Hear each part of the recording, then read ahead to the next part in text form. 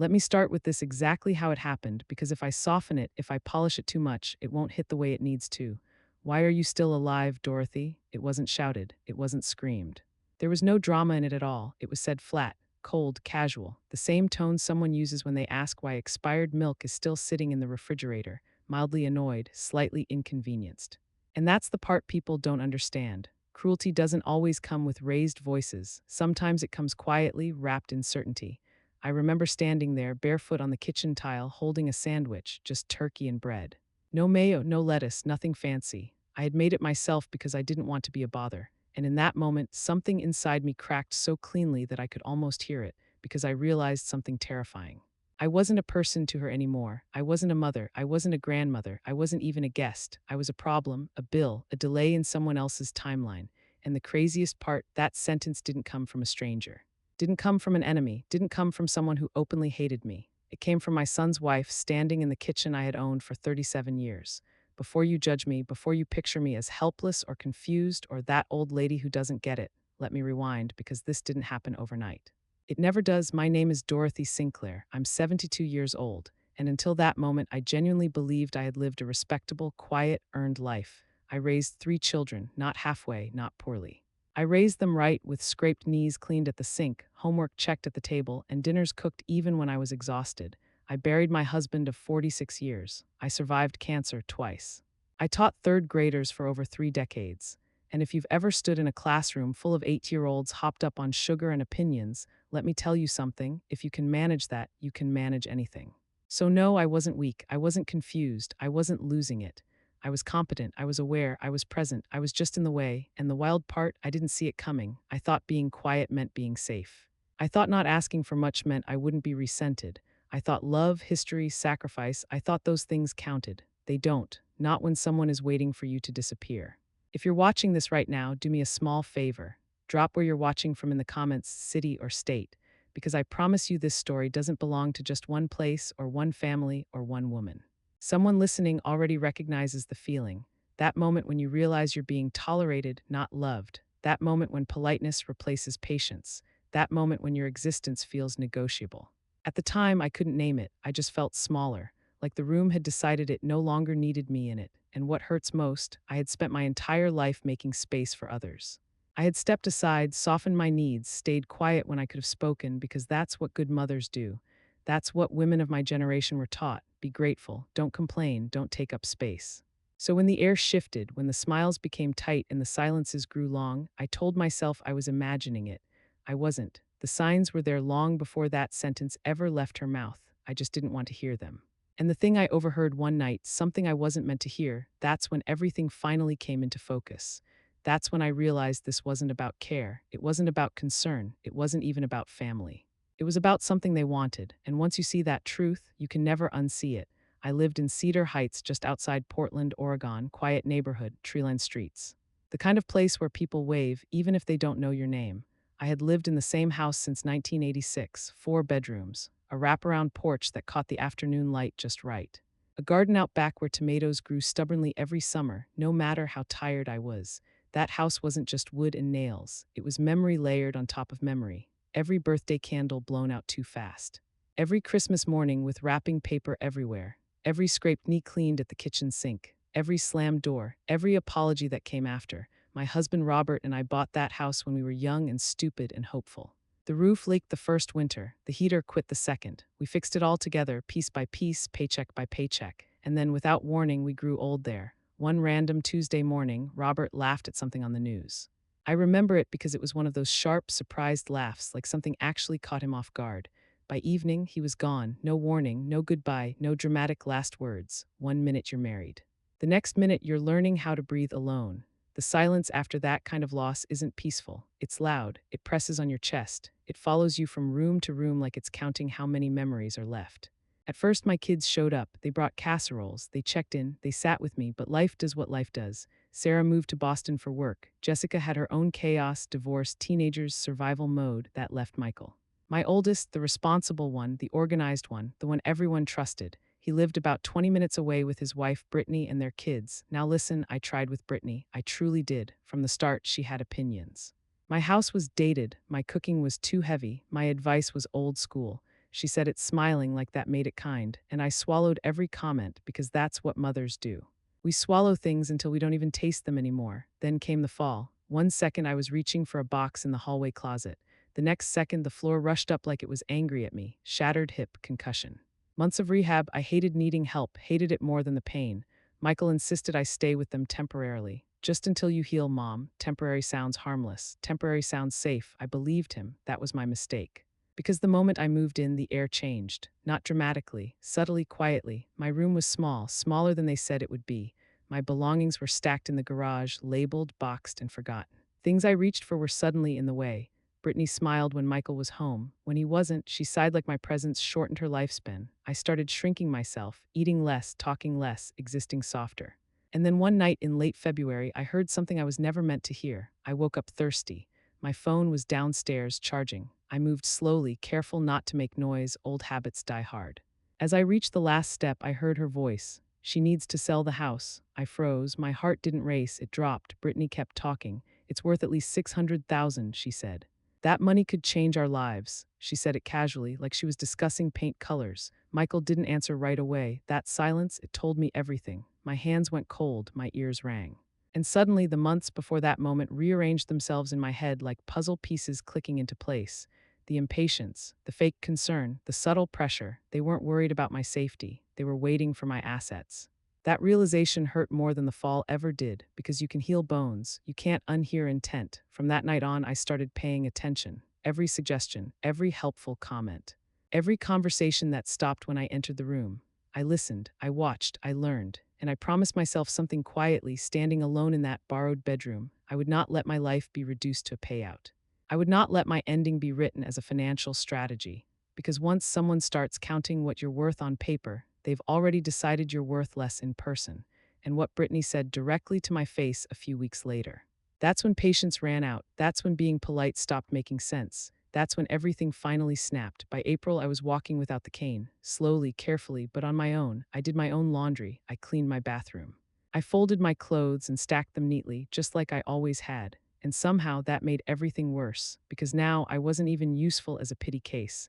I wasn't fragile enough to feel guilty about.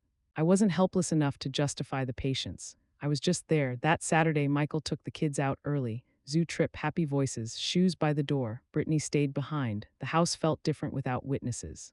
I came into the kitchen and saw her scrolling through real estate listings on her phone. She didn't even try to hide it. That's what confidence looks like when someone thinks they've already won. I reached into the fridge. "You're using a lot of that turkey," she said. No humor, no warmth. I paused. I paid for it myself. She didn't look up. "That's not the point," she snapped. And then the dam broke. 6 months, too much space, too much food. Too much noise, too much me. She listed my existence like a spreadsheet of inconveniences. I stood there, listening, realizing this wasn't a conversation. It was a verdict. Then she said it. "Why are you still alive?" Not angry. Not loud, just irritated, like I had missed an expiration date she'd already circled on a calendar. Something inside me went cold, not hot, not explosive. Cold, the kind of cold that clears your head. I didn't cry. I didn't yell, I didn't defend myself, because suddenly I didn't need to. That was the moment I understood something with absolute clarity. I didn't need permission to leave. I didn't need approval to survive. I didn't need to earn my right to exist. I looked at her and said calmly, "You're right, I can't stay here anymore." She blinked, actually blinked. Her mouth opened slightly, then closed. She wasn't prepared for agreement. She was prepared for pleading. Her face showed something I hadn't seen before, surprise. She thought she'd won. She thought that sentence had broken me. What she didn't know, I had already called my lawyer weeks earlier. Already reviewed my finances, already updated my will, already arranged transportation. I had already figured out how to leave without asking. That night I went upstairs and packed slowly, not in panic, not in grief, with precision. Every folded sweater felt like reclaiming space. Every book placed into a box felt like remembering who I was. I didn't take everything. I only took what mattered. The rest, I let it go. When Michael came home that evening, I told him I was leaving. He looked confused, concerned, almost offended. "Mom, we were just trying to help." I smiled. "I know," I said, and I meant it. In his own way, he was. I didn't explain more because explanations invite negotiations, and I was done negotiating my worth. When I walked out of that house for the last time, I didn't slam the door. I didn't announce anything. I didn't make a scene. I just left, and here's the part people expect to be sad. They expect regret, they expect loneliness, they expect fear. But what I felt, relief. For the first time in months, I could breathe without feeling like I owed someone for the air. I didn't leave broke, I didn't leave broken, I left free.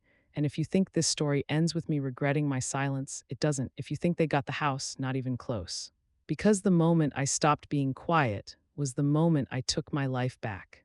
Here's the part nobody tells you about getting older. People assume silence means weakness.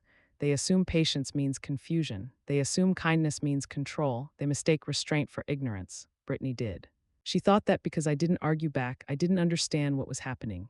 She thought because I didn't raise my voice, I didn't see the chessboard. She was wrong. The day after she asked me why I was still alive, I woke up calm.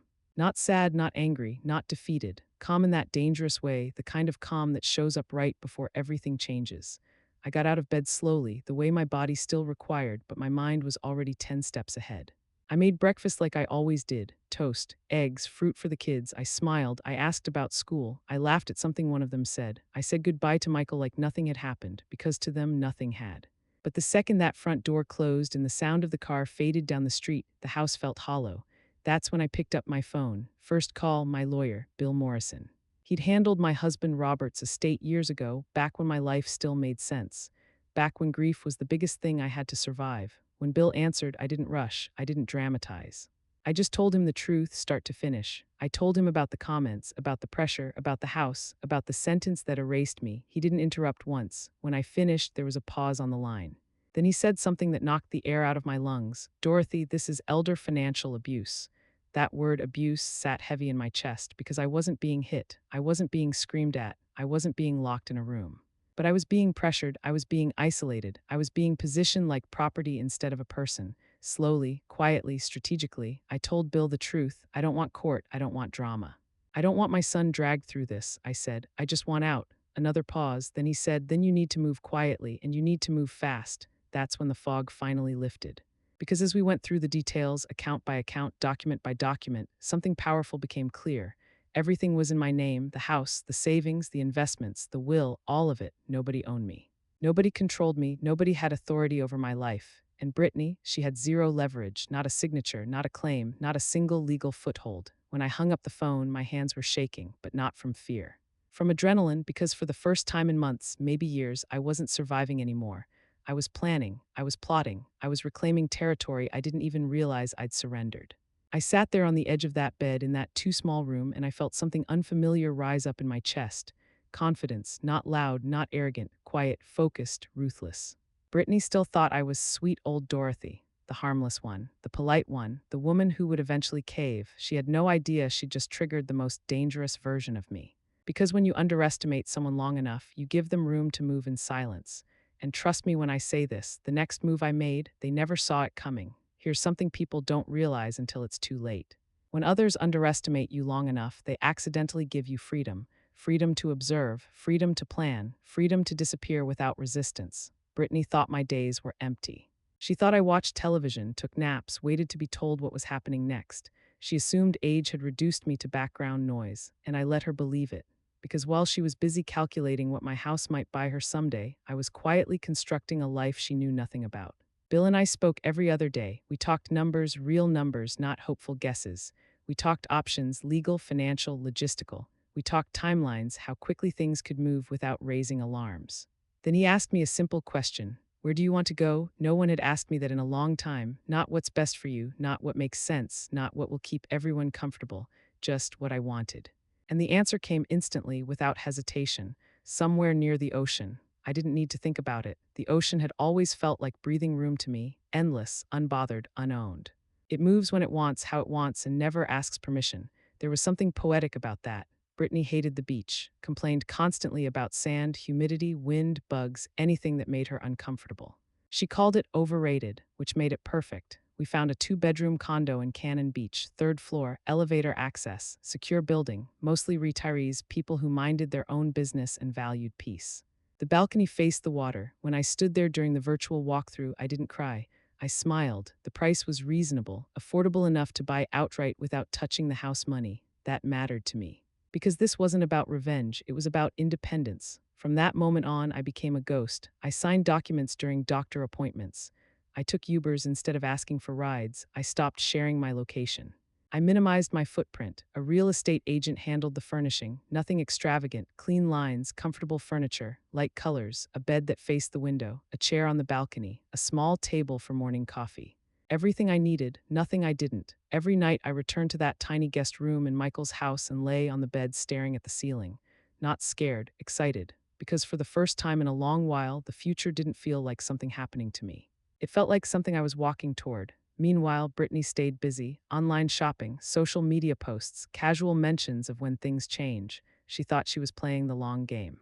She had no idea I was already living in the next chapter. And here's the strangest part of all. I had never felt more alive, not when I was younger, not even when Robert was still alive. Because back then I was always responsible for someone else. Now, I was responsible only for myself, but Brittany could feel the shift, people like her always do. They sense when control starts slipping through their fingers.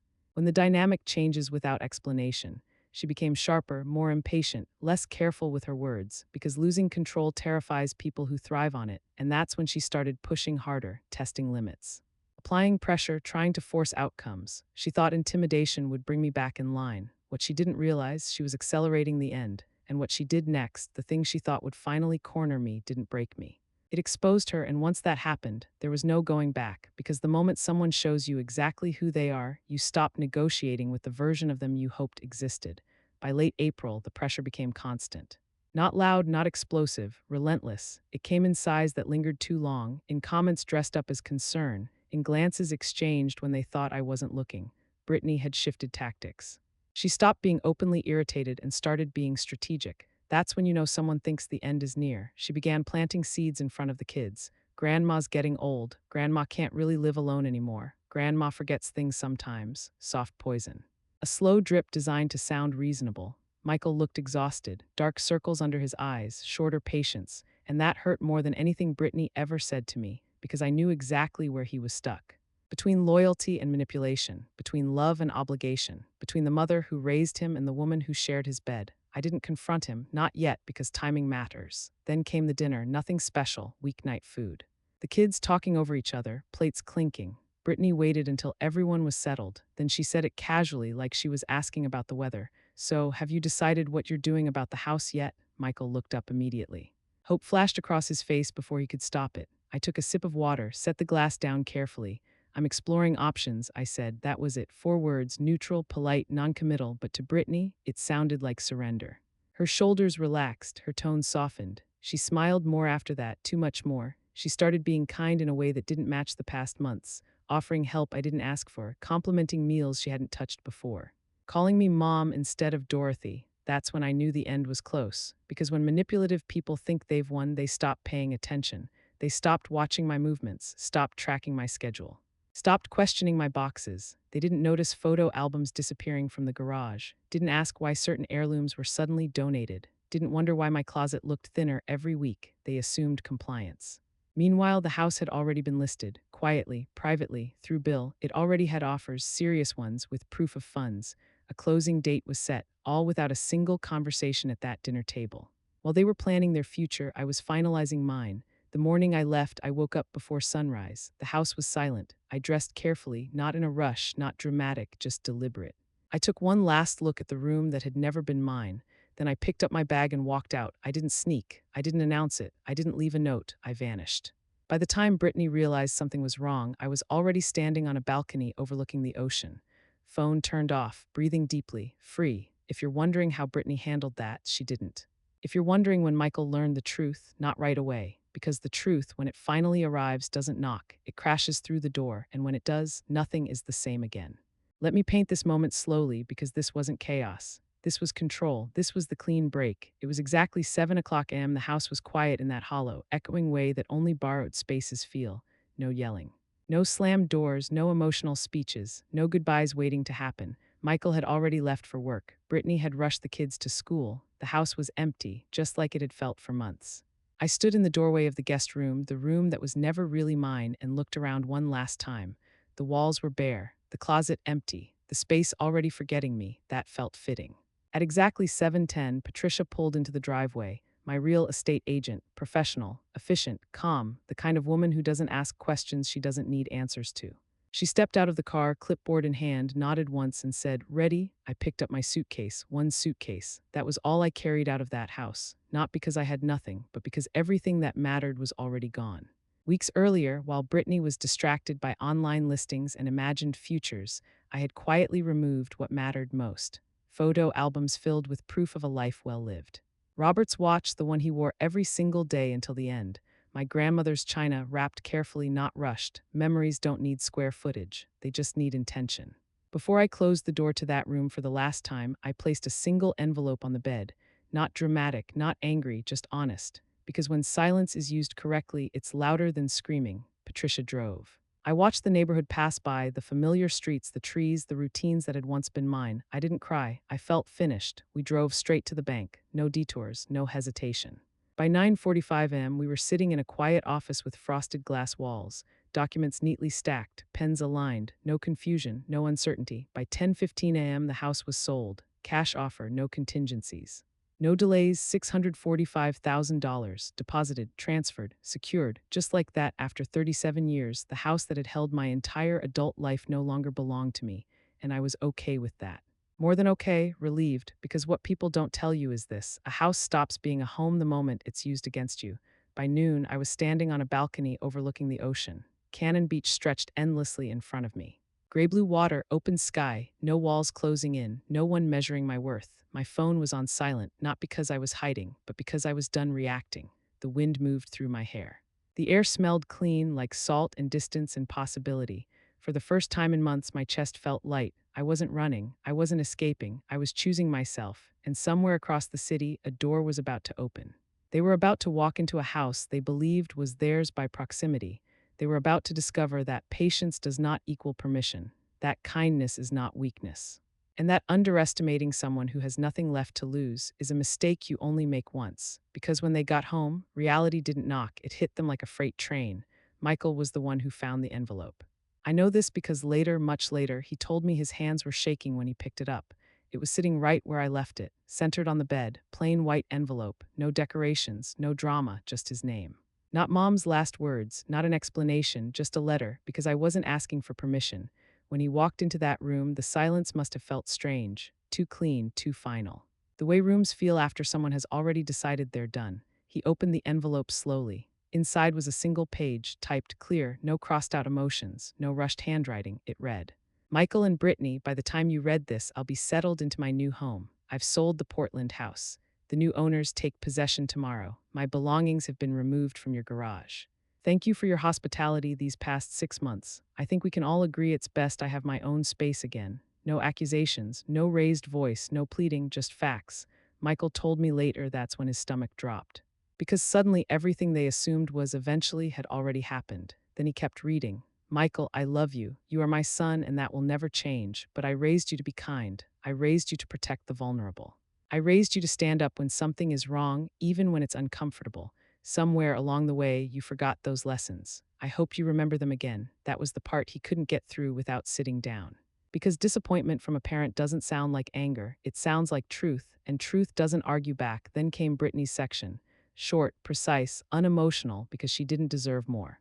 "Brittany, you told me you couldn't keep taking care of me, so I've taken control of my life, my future, and my happiness. Please don't contact me for a while. No insults, no justification, no invitation to respond." And then the final line, the one that made the silence heavier than any fight ever could. "I hope someday we can rebuild something based on respect, not obligation. No address, no phone number, no explanation of where I went. Just an ending." Michael sat down on the edge of the bed, the letter still in his hands. Because for the first time, he wasn't reading something he could fix. There was no argument to mediate, no compromise to propose. No way to smooth things over. The decision had already been made. Brittany, on the other hand, didn't sit. She paced. She reread the letter twice, then a third time, not because she didn't understand it, but because she didn't like what it meant.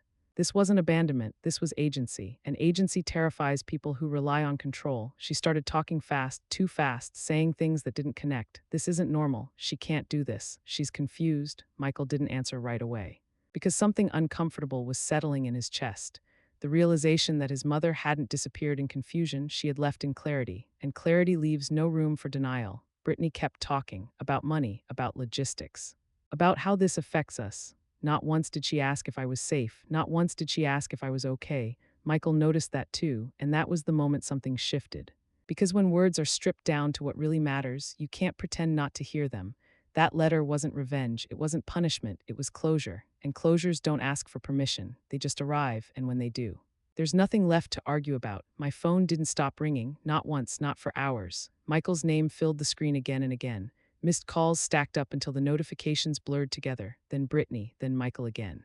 I let it ring, not out of spite, out of necessity, because for the first time in a long time, I didn't owe anyone immediate access to me. The voicemails started piling up. Michael's came first.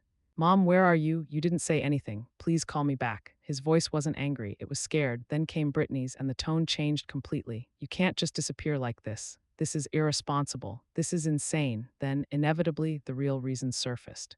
We need to talk about the money. There it was. Not are you safe, not are you okay? The money. I laughed, not bitterly, not sarcastically. I laughed out loud, a real laugh, standing barefoot on my balcony with the ocean stretching endlessly in front of me. It was the first time I'd laughed like that in months. I waited 3 days of ocean air, 3 days of quiet mornings, 3 days of falling asleep without anxiety tightening my chest, 3 days of reminding myself that independence does not require explanation. Then I replied, only to Michael. The message was short: I'm safe, I'm healthy, and I'm exactly where I want to be. I sold my house to secure my future. When you're ready to talk without discussing my finances or trying to control my choices, you know how to reach me. I love you. The phone rang immediately. I answered. Michael didn't waste time. Mom, this isn't rational, he said. You're 72. What if something happens to you? I looked out at the water before answering. Then I'll call 911, I said calmly, like any other adult. Silence, not anger, shock. Then his voice lowered. Where are you? Somewhere beautiful, I said. Somewhere I'm not a burden. I heard breathing on the other end, controlled, uneven. Then I said the thing I'd been carrying for months. I heard her, Michael. He didn't understand at first. I heard everything, I continued. That night, about the house, about the money. Silence stretched, then I said it. She asked me why I was still alive. The line went dead quiet. When Michael spoke again, his voice was barely above a whisper. She said that? Yes, I said. She did. And in that moment, even through the phone, I knew something had cracked, because lies survive in darkness. They don't survive daylight. Brittany's voice suddenly appeared in the background, sharp, panicked. What are you telling him? She demanded. I didn't respond. Michael did. The sound of him turning away from her, lowering his voice, told me everything I needed to know. The narrative she'd built, the one where I was confused, dramatic, unstable, collapsed in real time. Because truth doesn't need volume, it just needs space. I didn't yell, I didn't accuse, I didn't demand apologies. I simply told him what happened, and then I stopped talking, because once the truth is out, it does the work for you. When we ended the call, I didn't feel victorious. I felt settled. Because regardless of what happened next, arguments, fallout, consequences, one thing was permanent. I was no longer available for manipulation. I was no longer reachable through guilt. I had stepped fully into my own life. And once you do that, people either meet you with respect, or they lose access to you entirely. After I told Michael what Brittany said, the line went dead quiet. Not the sound of a call dropping, not background noise, not static, just silence. And that silence spoke louder than any argument ever could. Because it wasn't confusion, it was recognition. Finally, Michael spoke. I don't think she meant it like that. There it was, the reflex, the automatic defense that shows up when the truth is too sharp to grab barehanded. I didn't argue, didn't interrupt, didn't raise my voice. I just said calmly, Michael, I lived there, you visited. And then I stopped talking, because here's something life teaches you late, sometimes too late. You cannot force someone to see manipulation. You cannot argue someone out of denial. You cannot explain a pattern to someone who benefits from ignoring it. They have to notice it themselves. So I let him sit with it.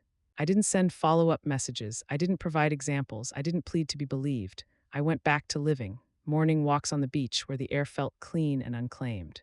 Coffee on the balcony, watching the waves roll in without asking permission. A book club filled with women who had also started over after being told it was too late. Women who knew the difference between solitude and loneliness. Meanwhile, back in Portland, things were unraveling, not all at once, not dramatically, quietly. Michael started paying attention in ways he hadn't before. He noticed how Brittany spoke to restaurant servers, sharp, dismissive, impatient. How she snapped at the kids when they spilled something small. How every inconvenience was always someone else's fault. He noticed how she laughed not with people but at them. And once you see that, you can't unsee it. The things that once felt normal suddenly felt wrong. The comments he'd brushed off began stacking up. The tone he'd ignored started ringing in his ears. Weeks passed. Then one evening my phone rang again. Michael's voice sounded different, tired. Slower, less defensive. She laughs about you sometimes, he admitted. I didn't respond right away. About you leaving, he continued. About the money, like it's funny. That hurt, not because it surprised me, but because it confirmed everything. Because cruelty always reveals itself eventually, not in moments of anger, but in moments of comfort. People show you who they are when they think they've won. And then Michael said something that told me the spell was already breaking. I don't laugh, he said quietly. That sentence mattered because laughter is consent, and he wasn't giving it anymore. We didn't argue. We didn't dissect every moment. He just talked about feeling constantly on edge, about how tired he was, about how often he found himself apologizing, not because he was wrong, but because it was easier. That's when I knew something important. The marriage wasn't ending because of me. It was ending because the truth had finally become impossible to ignore. And truth doesn't explode, it erodes. It wears away excuses, it dissolves justifications. It leaves reality standing naked in the room. Michael wasn't ready to say that yet, but I could hear it forming. And so I stayed quiet again, not out of fear this time, but out of trust. Trust that once someone starts seeing clearly, they don't go back to sleep, because manipulation only works when everyone agrees to pretend. And Michael, he was done pretending. Michael showed up at my door 2 months later. No warning, no text, no call to ask if it was a good time. I opened the door, and for a moment, neither of us spoke. He looked different, not dramatic, not unrecognizable. Just worn in a way that comes from carrying something heavy without admitting it exists. Older, quieter, like someone who had finally run out of excuses. Hi, Mom, he said. I stepped aside. Come in. That was it, no speeches. No awkward apologies in the doorway. Some conversations don't need a warm-up. We sat on the balcony facing the ocean. The waves rolled in steady and unconcerned, like they had no interest in human messes. A breeze moved through the space, lifting the tension just enough to make breathing easier. For a long time, neither of us spoke. Silence again, but this one was different. This silence wasn't denial, it was thinking. Finally, Michael broke it. She makes you feel crazy. He didn't look at me when he said it, just stared out at the water. I didn't interrupt, didn't nod, didn't confirm, didn't deny. I let him keep going. Like you're overreacting, he said. Like you imagine things, like if you were just calmer or quieter or easier, everything would be fine. His jaw tightened. I used to think that meant she was just blunt, honest. Strong, he rubbed his face with both hands and exhaled hard. But then I started listening, he said, really listening. He told me about the grocery store clerk she snapped at for moving too slowly. The waitress she corrected loudly in front of the kids. Emma spilling juice and getting scolded like she'd committed a crime. How she talks when she thinks it doesn't matter, he said. How different she sounds when no one's watching. He finally looked at me then, and his eyes weren't defensive anymore. They were embarrassed. Mom, he said quietly, she talks to you the same way. I didn't say I know. I didn't say I tried to tell you, because this wasn't about me being right. This was about him seeing it himself. I should have protected you, he said suddenly. That was the moment something cracked, not loudly, not explosively.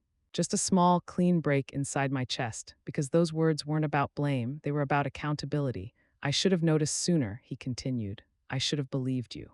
I should have stepped in when it started getting off. His voice shook. For letting you feel small, he said, in my own house. That was the part that hurt the most, because children aren't supposed to realize their parents felt small.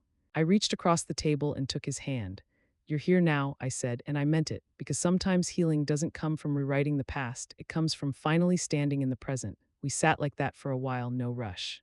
No fixing, just honesty laid out between us like something fragile but real. Then he told me something I hadn't expected. She said you were manipulating me, he admitted.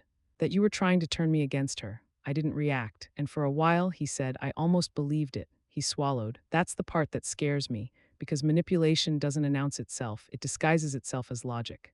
As concern, as love, and it only works when you doubt your own instincts. Michael leaned back in his chair and stared at the horizon. I don't recognize who I've become, he said. That sentence hung in the air. Because that's the moment the spell fully breaks. Not when you see someone else clearly, but when you finally see yourself. We talked for hours about his father, about grief that never really leaves, about how easy it is to mistake silence for peace, and how slowly people learn to betray themselves just to keep things calm. When the sun started to dip lower, he looked at me and said quietly, I don't want my kids growing up thinking this is normal. That was the truth surfacing, and once truth reaches that level, there's no stuffing it back down. He didn't say what he was going to do next, not yet. But I could see it forming. Some decisions take time to be spoken, but they're already made long before the words arrive. And when Michael finally stood to leave, he hugged me, not briefly, not politely. He held on. Like someone anchoring themselves to something solid. As I watched him walk back to his car, I knew something important had shifted. Not everything was fixed, not everyone would be saved, but the fog was gone. And once clarity enters a life, nothing survives unchanged. He didn't say it right away. That part matters. Michael sat there for a long time after our conversation, staring out at the ocean like he was watching something drift farther away than he could reach. I didn't rush him because real decisions don't arrive loudly. They surface slowly after the noise dies down.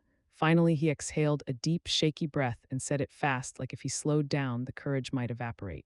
I'm filing for divorce. The words hung in the air between us, not dramatic, not explosive. Final, he didn't look at me when he said it. His eyes stayed fixed on the horizon, jaw tight, hands clasped together like he was holding himself in place. I never thought I'd be this person, he continued.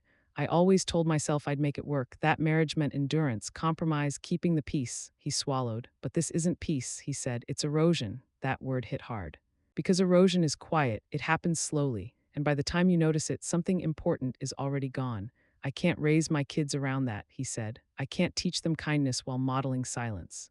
I can't stay married to someone who would speak to another human like that, especially my own mother. That's when he finally looked at me, and he looked terrified, relieved, both at once. I didn't celebrate, didn't smile. Didn't say I told you so, because this wasn't a victory, it was a reckoning.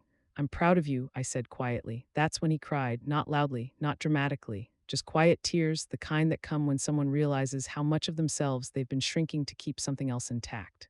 He wiped his face quickly, embarrassed. I didn't see it, he said. Or maybe I did, and I was just too afraid to admit what it meant. I reached across the table and squeezed his hand. Most people don't leave because they see everything clearly, I said. They leave when they can't live with what staying is turning them into. He nodded slowly. We talked for hours that day, not about logistics, not about lawyers, not about blame. We talked about grief, the kind that doesn't end with funerals, about his father and how losing him had made Michael desperate to hold on to what was left, even when it hurt, about how easy it is to confuse peace with silence, and how often people call endurance love when it's really fear. When the sun began to lower and the light softened, Michael stood up to leave. We hugged, not briefly, not politely. We held on, the kind of hug that says, I see you now. As I watched his car disappear down the road, something settled in my chest, a truth I hadn't expected. Walking away didn't destroy my family, it revealed it. It stripped away the illusion that keeping quiet keeps things intact. It showed me which relationships were built on love and which were built on access. And Michael, he chose differently once he could finally see.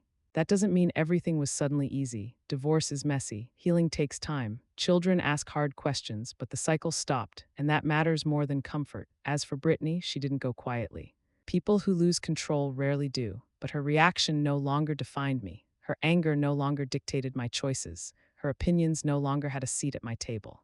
Because here's the truth I want you to hear, especially if you're older, quieter, or tired of being told to endure. Choosing yourself doesn't destroy families.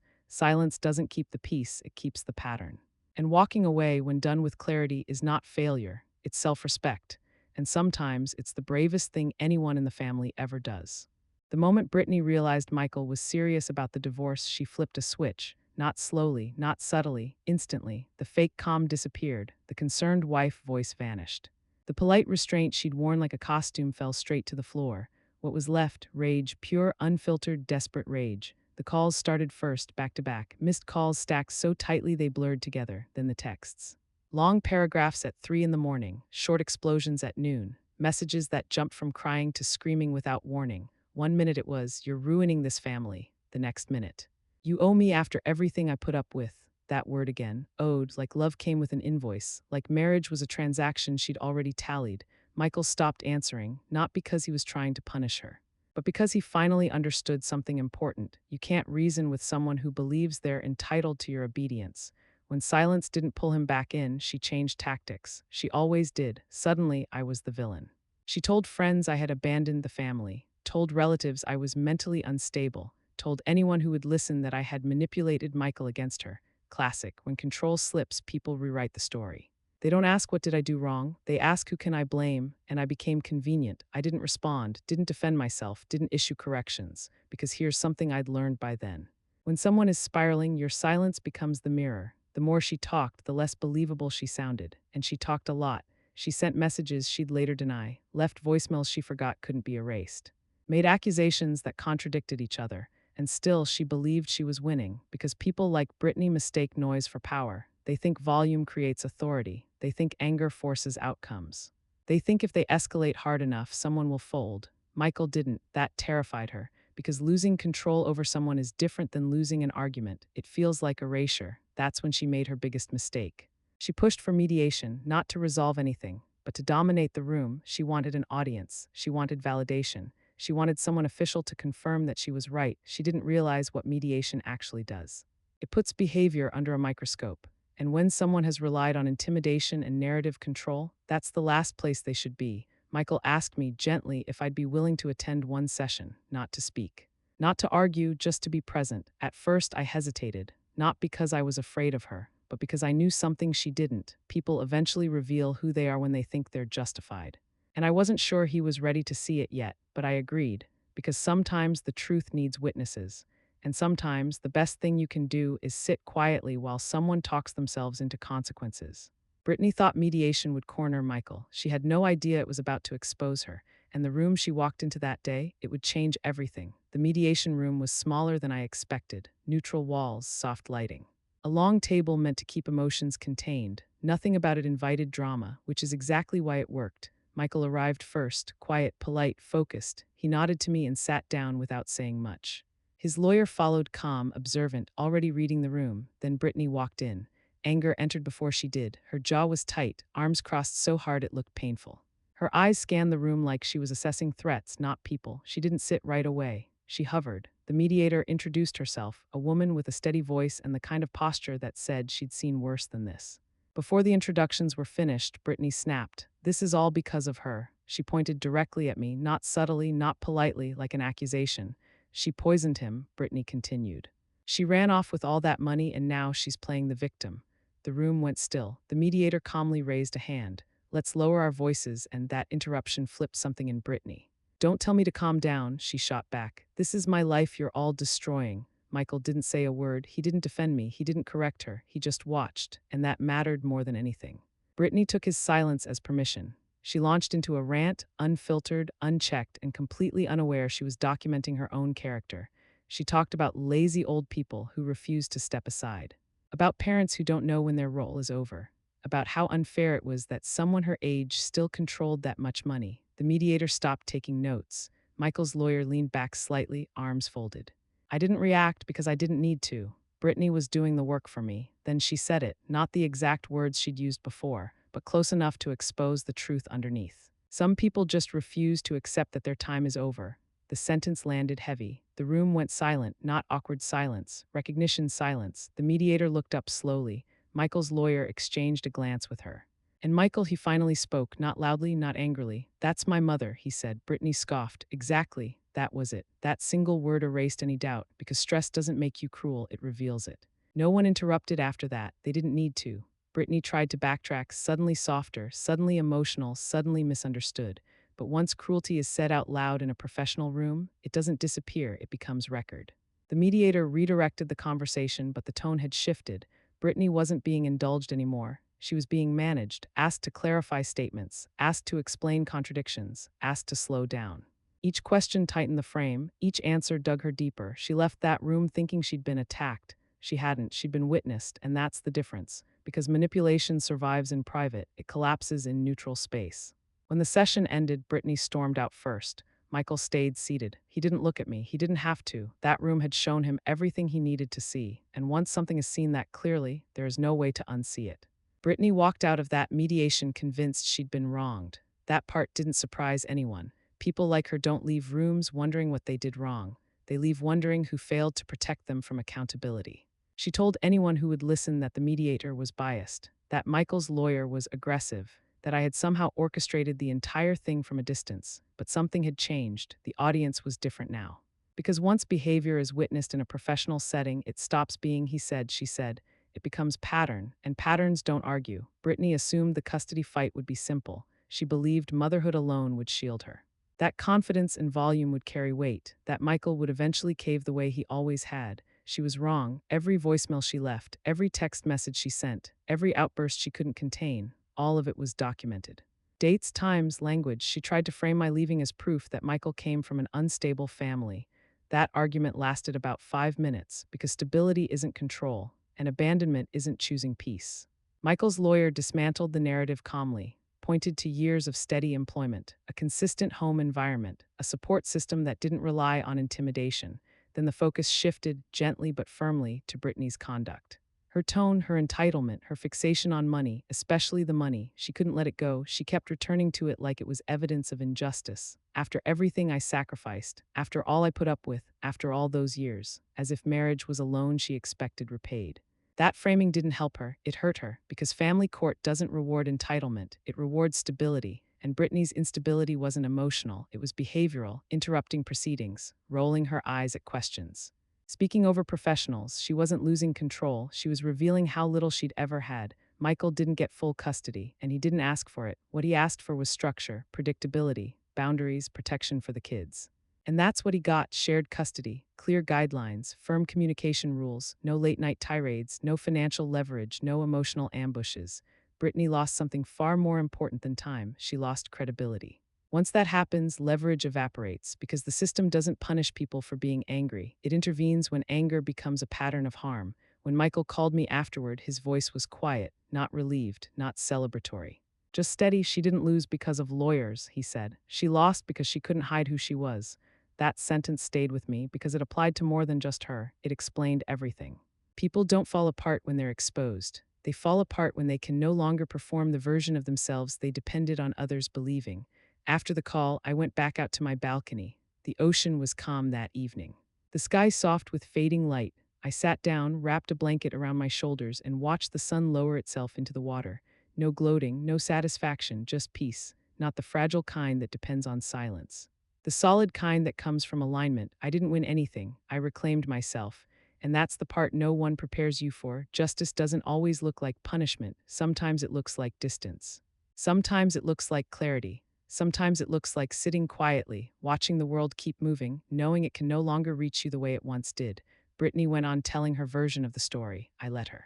Because stories lose power when the truth no longer needs defending. And me, I kept living, which in the end was the one thing she never wanted me to do. Nobody warns you about the silence that comes after survival, not the peaceful kind you imagine, not the soft, cinematic quiet that feels instantly healing. The real silence is awkward at first, unsettling. When the chaos finally stops, really stops, your body doesn't celebrate right away. It hesitates, it waits, it listens for the next problem to arrive. The first few weeks in my condo, I would wake up before sunrise and just lie there staring at the ceiling. Listening, waves breaking against the shore, a distant seagull calling out, the wind brushing past the balcony door, and nothing else. No sighs drifting down the hallway, no sharp comments disguised as jokes. No tension humming under every conversation. At first, my body didn't trust it. I'd catch myself bracing for impact, heart speeding up for no reason, shoulders tightening like I'd forgotten to protect myself from something invisible. That's what living under constant pressure does to you. It trains your nervous system to expect harm, even when none is coming. I would stand in the kitchen making coffee and suddenly feel the urge to rush, as if someone might walk in and criticize how I was doing it. I'd flinch at loud noises outside, instinctively preparing to explain myself to no one. There were moments when the quiet felt too loud. Moments when I thought, why does this feel harder than when everything was falling apart? It's because peace takes practice. For years, I had lived in a state of emotional readiness, always alert, always monitoring tone, mood, timing, measuring my words, shrinking my presence, trying not to be too much, too loud, too opinionated, too visible, too alive. And now suddenly there was no one left to manage, no one waiting to be upset, no one tallying my mistakes, no one measuring my value by what I provided, just me. And that took getting used to. Slowly, almost imperceptibly, things began to change. My shoulders stopped creeping up toward my ears. My breath settled into a rhythm that didn't feel rushed. My thoughts became quieter, less tangled. I noticed I could sit with a cup of coffee without replaying yesterday's conversations in my head. I could eat without guilt, sleep without tension, exist without apology. One morning, standing on the balcony wrapped in a sweater, watching the tide roll in and out, it hit me. I didn't need permission to be here. I didn't need approval to take up space. I didn't need justification to rest. For the first time in years, I wasn't living in reaction mode. No one's mood dictated my day. No one's irritation set the tone. No one's expectations hovered over every decision. The silence wasn't empty, it was spacious. It gave me room to notice things I'd forgotten I liked: the way morning light shifted across the floor, the smell of salt in the air, the simple pleasure of choosing what to do next without consulting anyone. That's when I realized how much energy I'd spent surviving, not living, surviving, managing discomfort, absorbing tension. enduring dynamics that slowly convinced me I should be grateful for scraps of peace. And now that all of that was gone, my body was learning a new language, safety. It didn't arrive all at once. It came in moments, a deep breath that didn't catch halfway through, a laugh that wasn't immediately followed by guilt. A night of uninterrupted sleep. The silence didn't demand anything from me. It didn't ask me to perform. It didn't ask me to explain. It didn't ask me to be smaller. It simply existed. And slowly, gently, I learned to exist inside it too, not as someone waiting for the next problem, but as someone who had finally earned the right to be at ease. Something unexpected happens when you're no longer in survival mode. You remember yourself, not the version shaped by obligation, not the version trimmed down to fit other people's comfort, but the person you were before you learned how to disappear politely. At first, the remembering came in flashes. Small things, standing in a bookstore and realizing I could take as long as I wanted, choosing a meal without thinking about who else might judge it, laughing out loud at something ridiculous without immediately checking myself. I joined a local book club almost by accident, a flyer on a bulletin board at the library, handwritten, slightly crooked. Women's Book Club Thursdays at 6. I almost didn't go. Old habits whispered, what if you don't fit? What if you say the wrong thing? But I went anyway. Every woman in that room had a story, not dramatic ones, not the kind people turn into movies, real ones. A husband who had dismissed her for years until she stopped speaking altogether. Children who only called when they needed something. A career that slowly took more than it gave until she didn't recognize herself anymore. We talked about books at first, then about life. And then about the quiet grief of realizing how much of yourself you gave away without noticing. We laughed, real laughter, the kind that surprises you. We shared stories without rushing to soften them. We healed without anyone trying to fix anyone else. No competition, no hierarchy, just women who had survived and decided they wanted more than survival. That group grounded me. It reminded me that I wasn't alone and that I never had been. I started painting again. Watercolors, I hadn't touched them in years. The first attempts were terrible, colors bleeding into each other, lines that didn't make sense. And I loved every second of it, because there was no outcome to impress anyone, no standard to meet, no voice telling me I was wasting time. I painted because I wanted to. I volunteered at the library twice a week. Not because I felt obligated, not because I needed to prove usefulness, but because I enjoyed it, helping kids find books, talking with people who loved stories as much as I did, feeling connected without being consumed. And every evening I walked the beach. No destination, no stopwatch, no pressure to turn back early. Just me, the sand under my feet, and the steady reminder that life keeps moving whether you're ready or not. And this time, I was ready. I noticed changes in myself that felt almost unfamiliar. I stopped apologizing for taking up space in conversations, stopped rushing my sentences, stopped shrinking my opinions to keep the peace. I slept better, ate better. Laughed easier, the constant mental inventory. Did I say too much? Did I upset someone? Did I do something wrong? Slowly faded, because there was no one left who benefited from my self-doubt. One afternoon, standing in line for coffee, I caught my reflection in the window. I looked lighter, not younger, clearer, like someone who had finally put down a heavy bag she didn't realize she was carrying. That's when I understood something important. I hadn't lost myself. I had been holding myself back. And once the pressure was gone, once the need to manage other people's emotions disappeared, I didn't need to find who I was. She was already there, waiting, patient, unresentful, just ready to live again. I wasn't reinventing myself. I was reclaiming myself. But even with all this growth, all this peace, there was still one relationship that needed to find a new shape. One connection that couldn't simply return to what it was before. Michael, and what happened between us next, that changed everything in ways I never expected. There's a lie people love to tell women my age. That chapter is over. Your best years are behind you. You're just starting over now. No, I wasn't starting over. I was continuing without dead weight. One morning, I stood on my balcony with a cup of coffee warming my hands, watching the tide roll in and out like it had been doing long before me and would continue long after. The sky was pale, the air cool, the world unbothered by my history. And that's when it hit me. Nobody needed anything from me, not in that quiet, draining way where love comes with expectation. Not in that heavy way where care turns into obligation. No guilt pulling at my sleeve, no unspoken debts, no pressure to be available, agreeable, or endlessly understanding. For the first time in decades, my time belonged entirely to me. I wasn't grandma on standby. I wasn't the inconvenient parent. I wasn't a safety net people leaned on without asking. I was just Dorothy. And that realization was powerful in a way I didn't immediately know how to hold. I noticed the changes almost accidentally. I stopped checking my phone every few minutes, waiting for something to go wrong. Stopped replaying conversations in my head, wondering if I'd said too much or not enough. stopped anticipating criticism that never came. There was no one left who could make me feel small, not because I'd hardened myself, but because I'd removed access. The money from the house was invested quietly and conservatively. No announcements, no statements, no symbolic gestures, not to prove a point, not to punish anyone, but to make sure I would never again have to depend on people who measured my worth in convenience or dollars. Security, I learned, isn't about how much you have. It's about how little power others have over you. Michael and I didn't rush back into normal. There was no pretending nothing had happened, no forced closeness to erase discomfort. We talked slowly, honestly, without trying to protect each other from the truth. Sometimes our conversations were light, sometimes they were heavy, sometimes they ended with silence that didn't need filling. He visited when he could, called without an agenda, listened more than he spoke, and I let him. Because reconciliation isn't about returning to what was, it's about building something new with clearer edges. One afternoon, he said something that told me everything had truly changed. "You don't owe me anything," he said, "not time. Not forgiveness, not reassurance." That sentence mattered because real respect doesn't ask for access, it waits to be invited. Our relationship settled into something steadier than before, not louder, not closer in the way people expect. But honest, he knew I would tell him the truth now, even if it made him uncomfortable. And I knew he would listen, even when it challenged him. That was enough. As for the rest of the world, I stopped explaining my choices. I stopped justifying my peace. When people asked, "Don't you get lonely?" I smiled, because loneliness isn't about being alone, it's about being unseen. And for the first time in years, I saw myself clearly.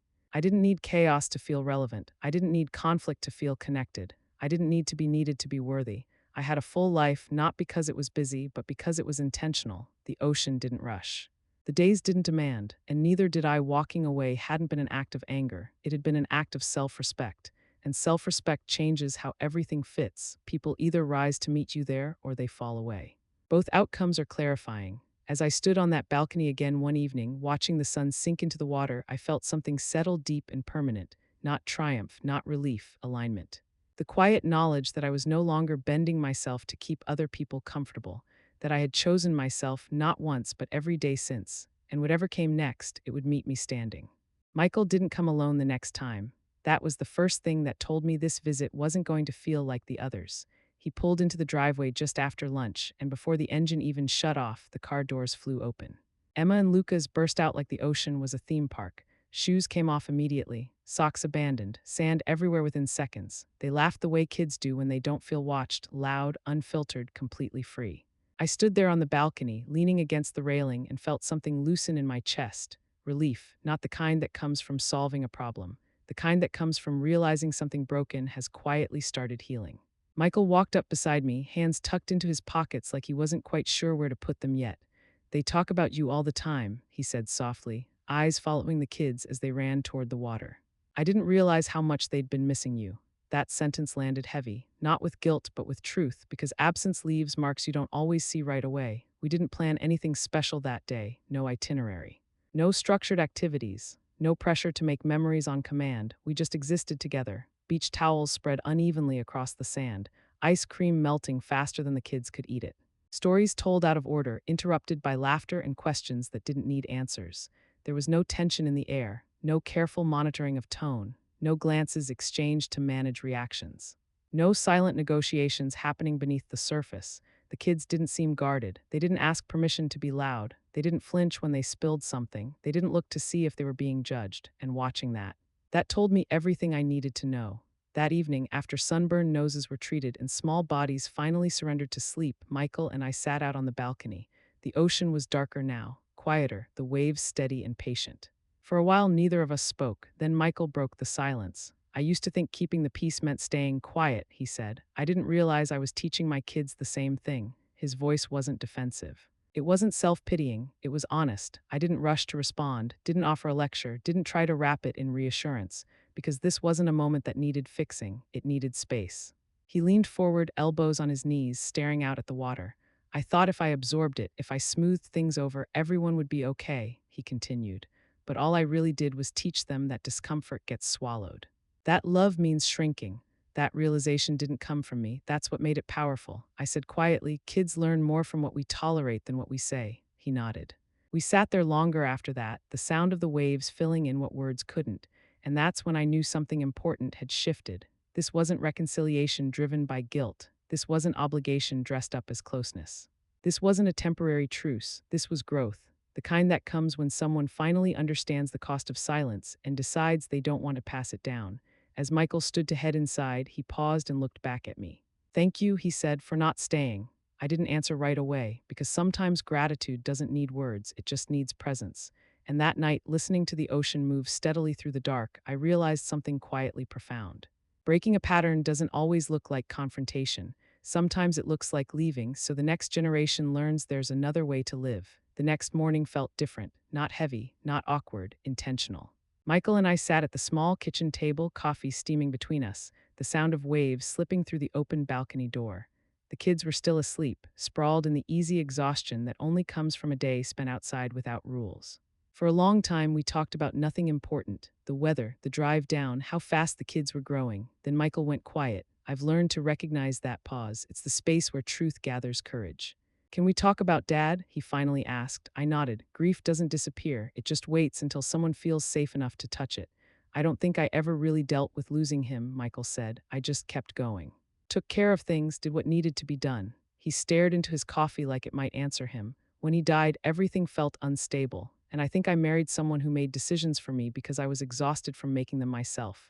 That honesty mattered. Not because it excused anything, but because it explained a pattern. Grief doesn't always look like sadness. Sometimes it looks like surrender. We talked about Robert not as a saint, not as a myth, but as a man, kind, stubborn.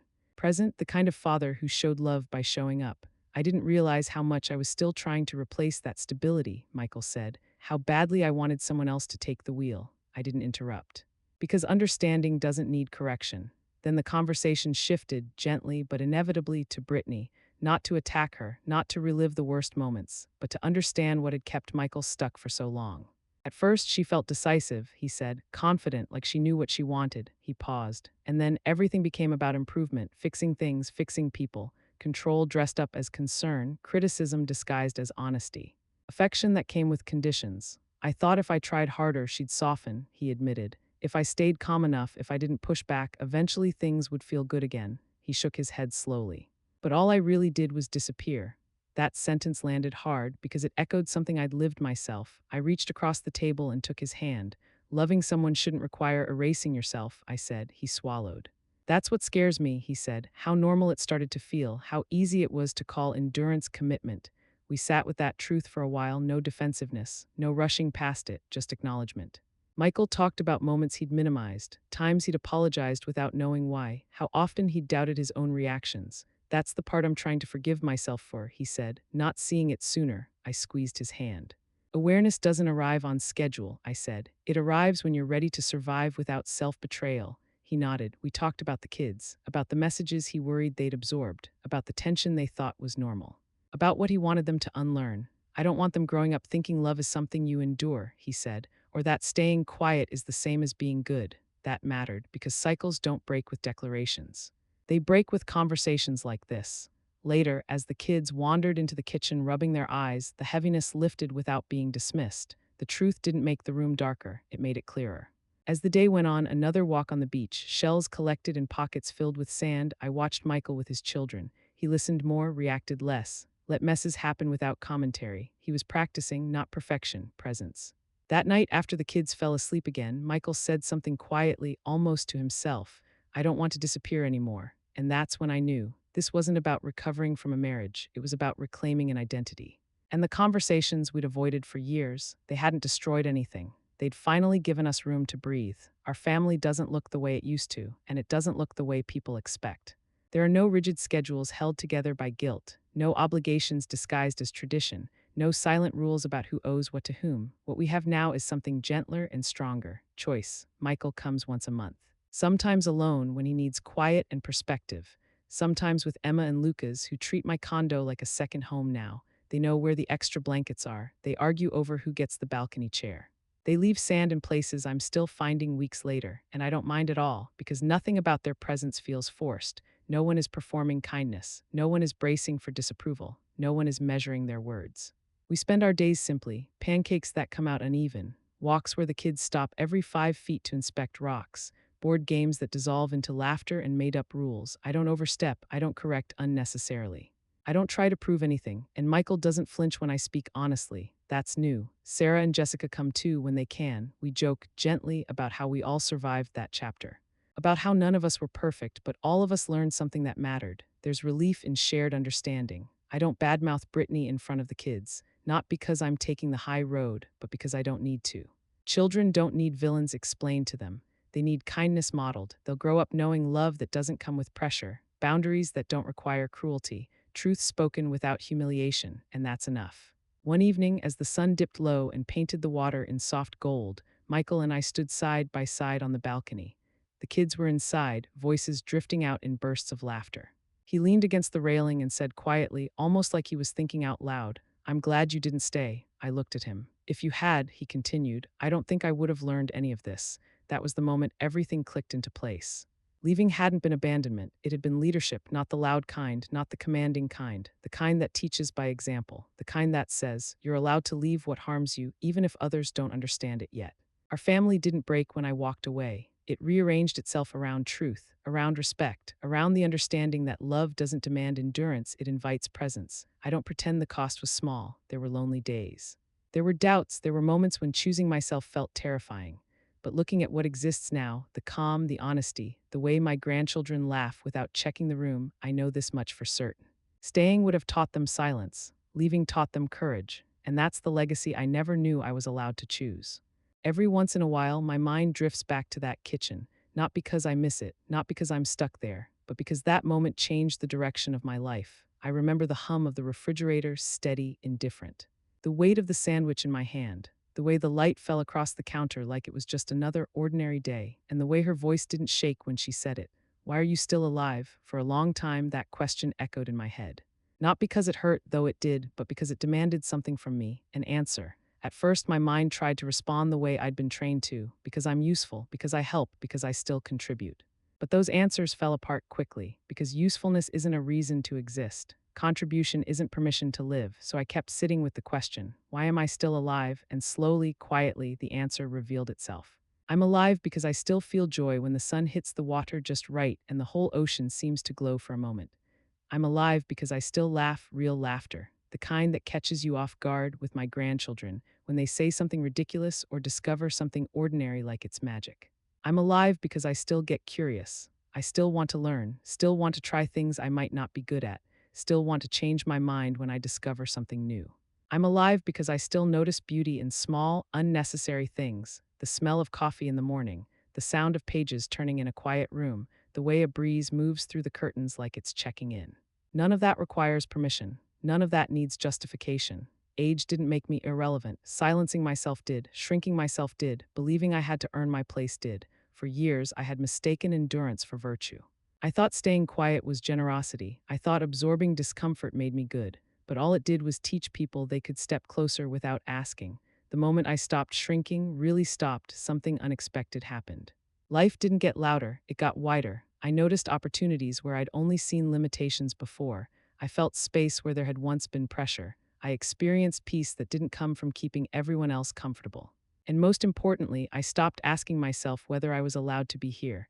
That question dissolved on its own, because existing doesn't require approval. Living doesn't need consensus. No one reaches a certain age where their inner world suddenly stops mattering. No one crosses a line where joy becomes inappropriate or growth becomes embarrassing. Those are stories we tell to make other people more convenient. And I believed them for far too long. That question, why are you still alive, was never really about me. It was about control. It was about someone else deciding when a life stops being valuable. But here's the truth I've learned, standing on my balcony, watching the tide roll in like it always has. A life doesn't expire when it becomes inconvenient to others. It only fades when we stop listening to ourselves. I didn't survive all I survived just to become invisible. I didn't live 72 years to quietly disappear when someone else was tired of making space. I'm still alive because I'm still here, fully here. And that's not something anyone else gets to question anymore. I'm 72 years old. That sentence used to feel like something I had to explain. Now it feels like a fact, solid, neutral, complete. I wake up to the sound of waves, not alarms. The ocean doesn't rush me. It doesn't demand productivity or proof. It just exists, and somehow that reminds me I'm allowed to do the same. I drink my coffee slowly. Not because I'm trying to romanticize my mornings, but because no one is waiting for me to hurry up anymore. No one is measuring my worth by how quickly I respond or how efficiently I move through my day. Time isn't something I own now, it's something I inhabit. I paint badly and proudly, watercolors that bleed where they shouldn't, colors that don't match, pieces that never get finished, and I love them. Because for most of my life, I did things to be useful, to be correct, to be acceptable. Now I do things simply because they bring me quiet joy. I volunteer at the library a few days a week. Not because I need to prove I'm still valuable, not because I feel obligated to fill some invisible quota of usefulness, but because I enjoy it. I like the smell of books. I like helping a child find the exact story they didn't know they were looking for. I like contributing without being consumed. The money from my old house is invested quietly. No dramatic purchases. No statements made through spending. No revenge dressed up as luxury, just security. The kind that doesn't ask permission. It means I will never again have to stay in a place where I'm tolerated instead of respected. It means I will never again have to choose between dignity and comfort, not because I want control, but because I want autonomy. That money isn't about winning, it's about never being cornered again. I don't regret leaving. I regret how long I believed endurance was the same thing as love. I regret how many years I spent thinking peace meant swallowing myself whole, but regret doesn't live here anymore. Because this life, the one I'm living now, was chosen deliberately, every part of it. I choose who has access to me. I choose how much energy I give. I choose when I engage and when I rest, and that doesn't make me selfish. It makes me honest. There's a clarity that comes with living on purpose. I don't explain myself the way I used to. I don't soften my needs to avoid discomfort. I don't apologize for taking up space, not because I'm hardened, but because I'm finished shrinking. Sometimes people ask me, "Aren't you lonely?" And I understand why they ask. We're taught to believe that quiet means emptiness, but loneliness isn't about being alone, it's about being unseen. And I've never felt more seen by myself than I do now. I know what I like, I know what I won't tolerate, I know when something feels wrong, and I trust that instinct again. That trust is new and precious. I don't fill my days with noise anymore. I don't chase validation. I don't perform resilience. I live gently, intentionally, present. This isn't a consolation prize life. This is not what's left. This is a life built without pressure, without manipulation, without the constant low-level anxiety of being a burden. I didn't choose this life to make a point. I chose it because it finally feels like mine. And if you're watching this thinking, it's too late for me, no. It's only too late when you stop believing your life still belongs to you. Not when you're tired, not when you're older, not when other people are disappointed. It's only too late when you decide you're done choosing yourself. And I'm not done, not even close. If this story stirred something in you, good. That tight feeling in your chest, that quiet nod you didn't realize you made. That sudden urge to pause the video and just sit for a moment, that's not coincidence, that's recognition. Because stories like this don't just entertain, they reflect. And if you saw yourself anywhere in my story, it doesn't mean you're weak. It means you're paying attention. There's a lie many of us are taught early on, especially women, especially caretakers, especially people who learn to survive by staying agreeable. That wanting peace is selfish. That setting boundaries is dramatic. That walking away means you failed. None of that is true. Sometimes the bravest thing you can do is refuse to be treated like a burden. Sometimes the strongest thing you can say is nothing at all and then leave. I didn't disappear. I didn't give up. I didn't abandon anyone. I arrived. I arrived in my own life finally, fully, without apology. And here's the part I need you to hear clearly. You do not need permission to take up space. Not from your children, not from your partner, not from your family, not from society, not from your age. Your worth does not expire because someone else finds you inconvenient. Your life is not over because someone else stopped making room. If you've ever been made to feel like your presence was too much, if you've ever swallowed your needs to keep the peace, if you've ever been told, directly or indirectly, that your best years are behind you, this story was for you. You are not dramatic for wanting dignity. You are not selfish for choosing yourself. You are not cruel for walking away from something that harms you quietly. Peace is not something you earn by suffering. It's something you choose by listening to yourself. I spent years thinking endurance was strength. It's not. Awareness is, and courage isn't loud. It doesn't always announce itself. Sometimes it just packs a suitcase and closes a door. If you're still here, still listening, still breathing, your story isn't finished either. Not at 40, not at 60, not at 72. The chapter you're in right now might feel heavy, confusing, or lonely, but chapters change. They always do, and sometimes the most important ones don't start with fireworks. They start with a quiet decision to stop shrinking.